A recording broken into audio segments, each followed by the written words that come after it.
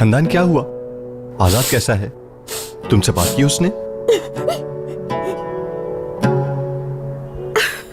कुछ नहीं बोला वो। ना वो खा रहा है ना बात कर रहा है। क्या बन गई है मेरे बच्चे की जिंदगी। जो गुनाह किया ही नहीं उसका इल्जाम भी लगा दिया। अगर उसको पता चल गया तो वो तो बर्दाश्त ही नहीं कर सकेगा। समझ ही नहीं आ रहा क्या होगा। जहान उसकी खामोशी दिल चीर रही है मेरा। बहुत डर लग रहा है मुझे। इस खामोशी में मुझे बहुत बड़ा तूफान नजर आ रहा है।